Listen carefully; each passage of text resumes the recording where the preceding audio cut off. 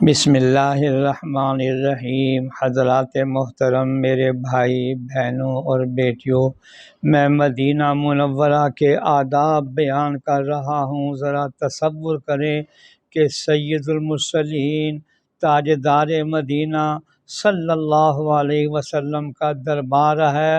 وہاں تو جیسا کہ آپ صلی اللہ علیہ وسلم کی برکت سے نیکیوں پر ثواب بہت زیادہ ملتا ہے، ایسا ہی خدا نخواستہ گناہ ہو تو وہاں سخت داروگیر ہے۔ کہیں خدا نخواستہ ساری مشقت و محنت برباد اور گناہوں کی ٹوکری سر پر لد کر نہ آ جائے۔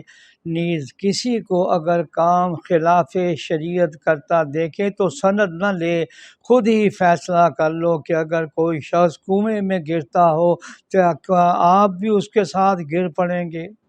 اور پھر ایسے بلند دربار میں حاضری کے زمانے میں تو بہت ہی اہتمام کے ساتھ ان تمام برائیوں سے احتیاط کی حاجت ہے، تاکہ جتنا قلب صاف ہو اسی قدر انوار و برکات کی تجلی ہو، اور جب دل ہی سیاہ ہے تو وہاں جا کر بغیر صاف کیے ان برکات کا حصول ناممکن ہے۔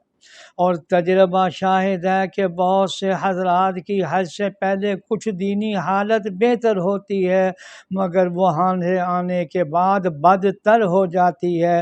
میرے خیال میں ساری دین کی باتیں وہیں چھوڑ کر چلے آتے ہیں، حتیٰ کہ نماز تک کی بھی پرواہ نہیں رہتی، اور یہ سب اسی چیز کا نتیجہ ہے۔ مدینہ منورہ بھٹی ہے، اچھے کو اچھا اور برے کو برا کر کے بنا دیتی ہے، تو گویا کہ وہاں سے انسان اپنے اچھے اور برے ہونے کی سند لے کر آتا ہے۔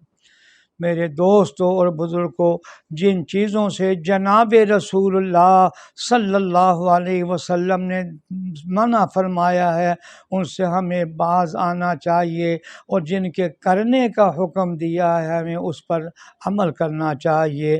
اللہ ہمیں توفیق عطا فرمائے، آمین یا